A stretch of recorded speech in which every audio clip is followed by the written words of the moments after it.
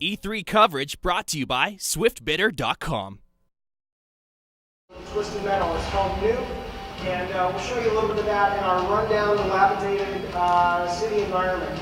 Now this is a great level to show Nuke off in because there's a lot of gameplay design philosophies at work here. We have low-lying levels that become huge skyscrapers. You can start from bottom of the ground, fight your way to the top and have rooftop combat. We've got a freeway system that connects the whole level together with moving traffic. We've got low-lying slums. We've got a big junkyard with a huge battle section in the middle. And then we also have these kind of rolling hills that kind of tie everything together in the center. Now this is a great level for straight up car combat, deathmatch, team deathmatch, variations on that mode that you'll be seeing. But it's great for Nuke as well. Now online, Twisted Metal is all about factions fighting factions. And so in this demo, we have the Sweet Tooth faction, the clowns inspired by Sweet Tooth right here from Twisted Metal. And then we also have the dolls, who are inspired by Dollface from Twisted Metal Black.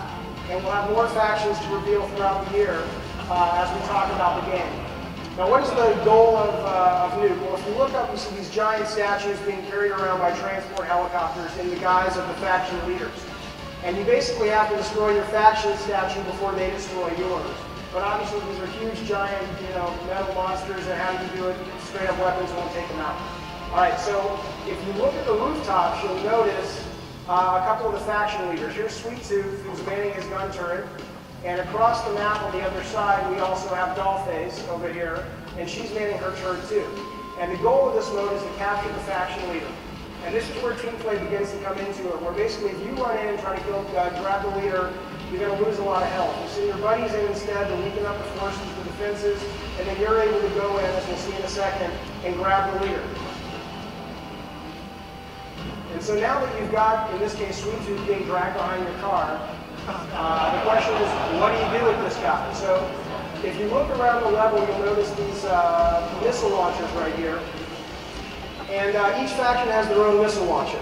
And so there's this perimeter, you see, this yellow ring. If you can bring the faction leader into the yellow ring, into the perimeter, and keep him there long enough, you'll begin to charge up and bring the missile launcher to life.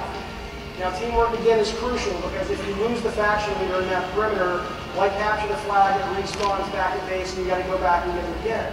So if you can get a buddy to post up on top of a skyscraper with a sniper rifle, it's really effective at taking down the enemies.